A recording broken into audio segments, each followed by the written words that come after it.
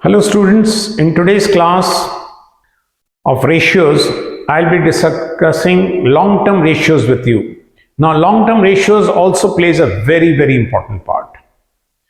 In a business firm, we want to see how our funds are being procured and used. Remember always, we have funds from two sources, the owner's funds and the outsider's funds. If the owner's funds are more, then it is also not good for the business. And if outsider's funds are also more, that also not good for the business. So I'll just explain you. The first ratio which we calculate is debt is to equity. Debt is to equity. Now, what does debt means? Debt means all long-term loans and long-term provisions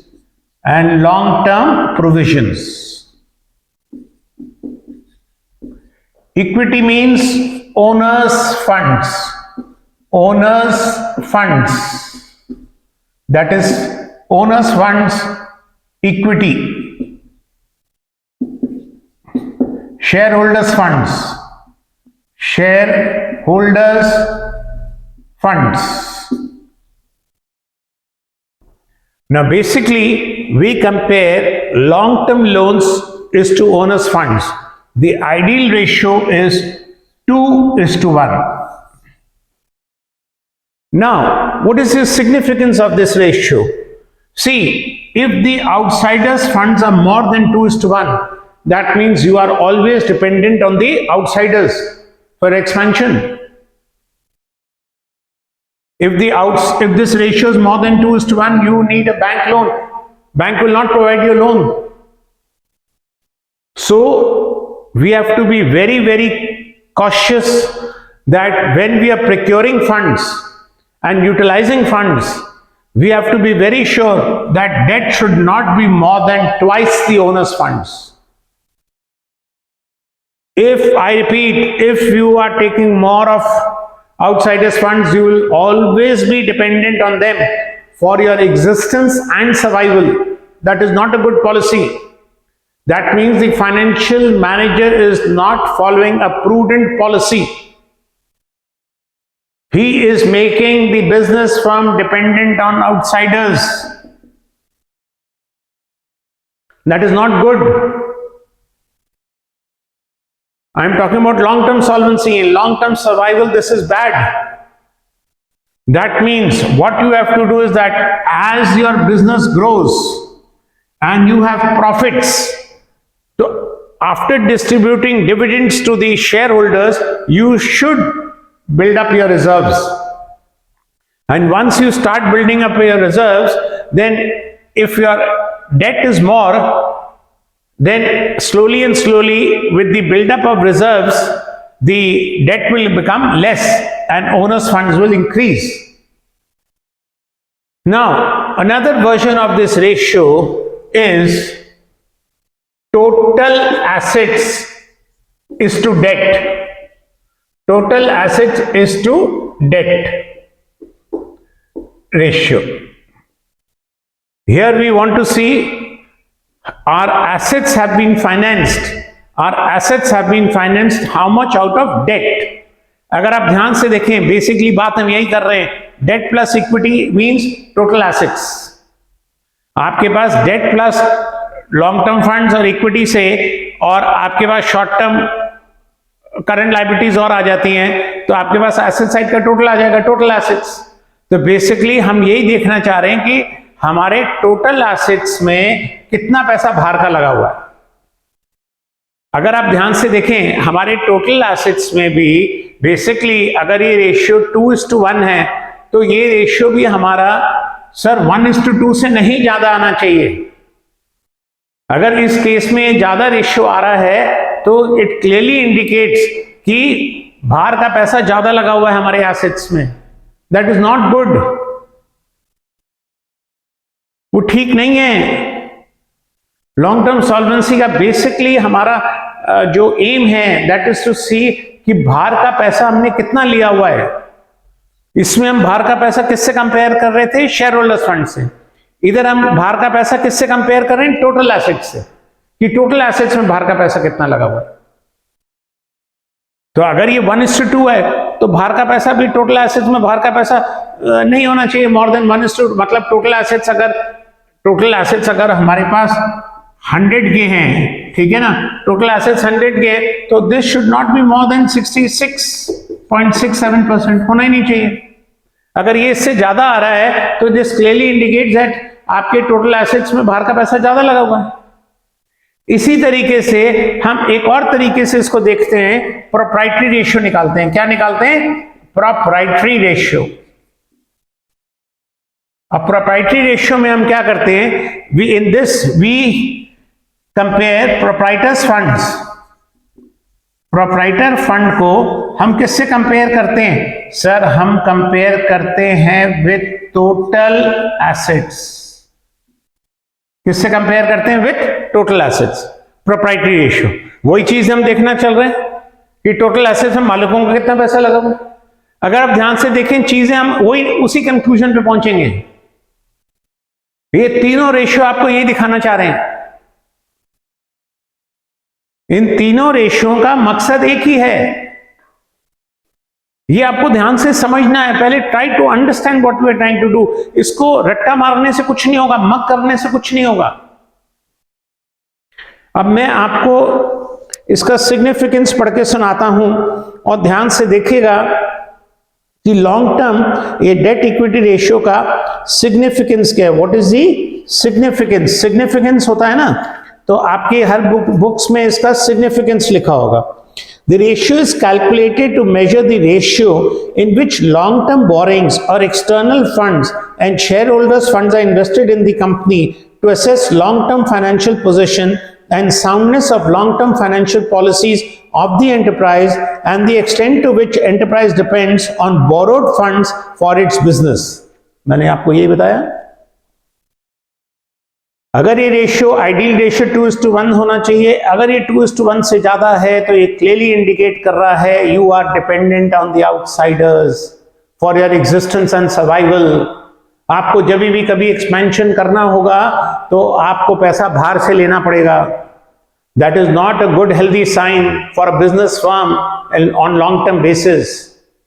वो healthy sign नहीं है। उसी तरीके से अगर वो एक और चीज लिखी हुई है, हाई डेट और equity ratio means that the enterprise is depending more on long term borrowings as against shareholders funds. In effect lenders are at high risk and have low safety cover. तो lenders के पास safety cover, क्योंकि अगर कभी भी कोई business में loss हो गया तो मैक्सिमम लॉस कौन बेयर करेगा?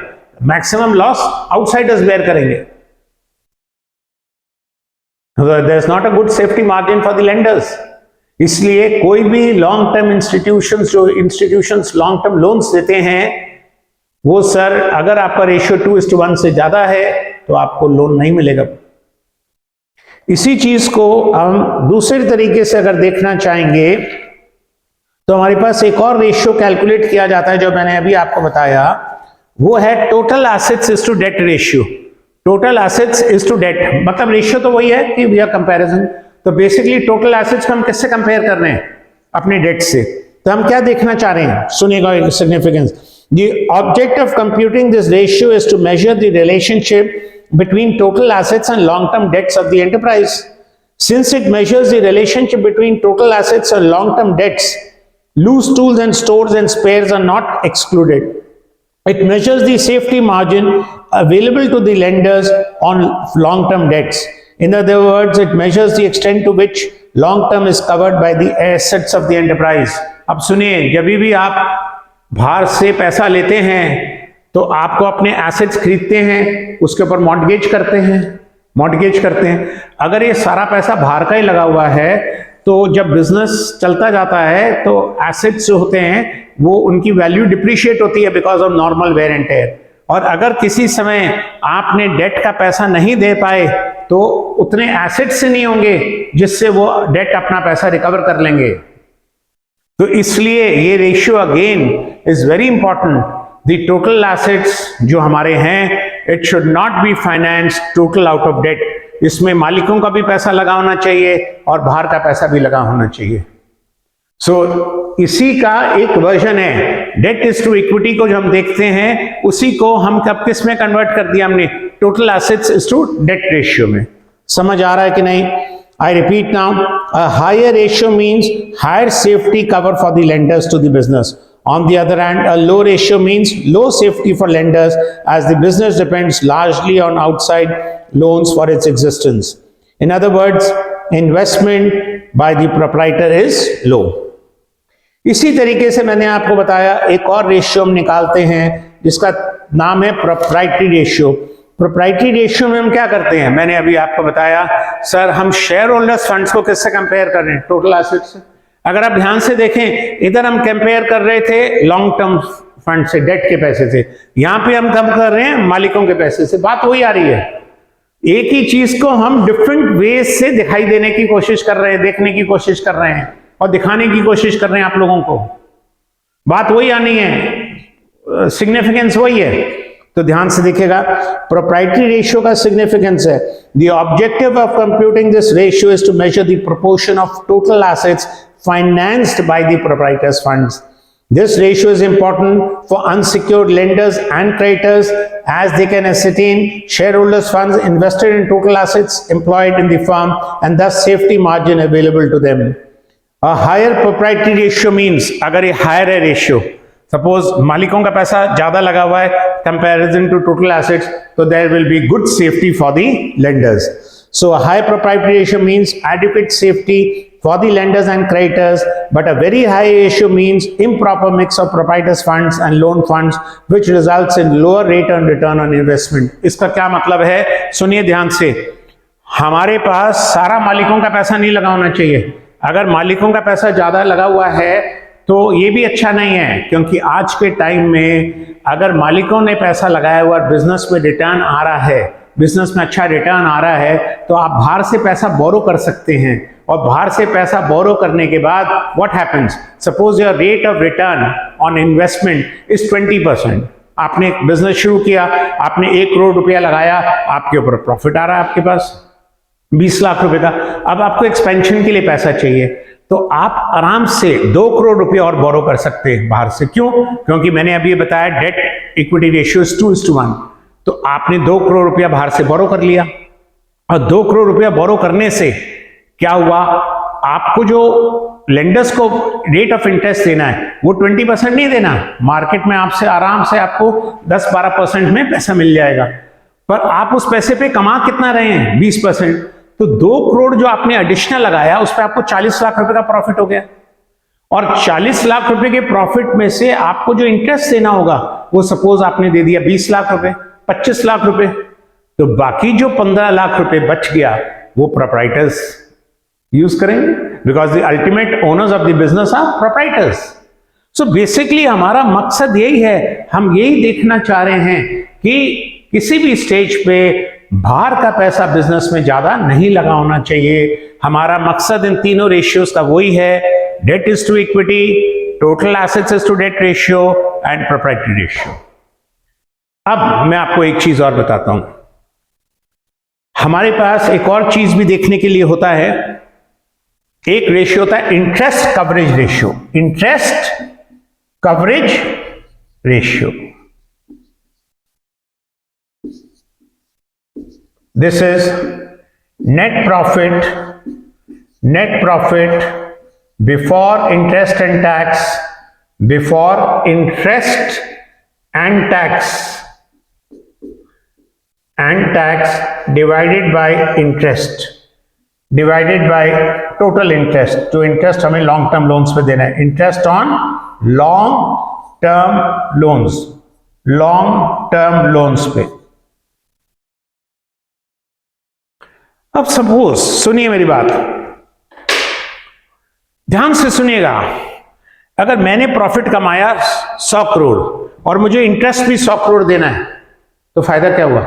ओनर्स को तो कोई फायदा ही नहीं हुआ, बिजनेस बंद हो जाएगा, ओनर्स को कोई मोटिवेशन ही नहीं है। इसका मतलब जो आप कमा रहे हैं सारा लेंडर्स को जा रहा है। तो ये रेशियो शुड जितने टाइम्स ज्यादा होगा उतना अच्छा होगा. इसका मतलब you are able to use the money in a very judicious manner and with high rate of return. So अगर बाई चांस आपने मालिकों का पैसा कम लगाया हुआ और बाहर का पैसा ज्यादा लगाया हुआ है, मैं दोबारा कह रहा हूं, आपका डेट ज्यादा है और मालिकों का पैसा कम है, बट ये रेशियो हायर है, ये रेशियो हायर है, इसका मतलब कोई प्रॉब्लम नहीं होगा. धीरे धीरे आप इंटरेस्ट पे करने के बाद, टैक्स पे करने के बाद जो प्रॉफिट आपके पास रहेगा उसमें से डिविडेंड देने करने के बाद you can retain in the business. तो जैसे ही आप उस पैसे को रिटेन करने लगेंगे, इक्विटी फंड्स विल इंक्रीज. तो ये रेशियो एक बहुत इंपॉर्टेंट रेशियो होता है जिसको हम इंटरेस्ट कवरेज रेशियो कहते हैं. And this interest coverage ratio हमें ये बताता है कि कितना टाइम्स हमारा प्रॉफिट इंटरेस्ट को कवर करता है. This ratio is important and meaningful to debenture holders and lenders of long-term funds. The objective of calculating this ratio is to determine the amount of profit available to meet interest on long-term debt. A high ratio is considered for the lenders as it shows higher profit margin to meet interest cost. समझ आ रहा है? तो ये ratios हम निकालते हैं basically किस लिए? अपनी लॉन्ग टर्म सॉल्वेंसी देखने के लिए. मैंने आपको लास्ट क्लास में भी बताया था, देखिए preparation of accounts, preparation of trial balance, preparation of trading account, profit and loss account and balance sheet is the job of an accountant.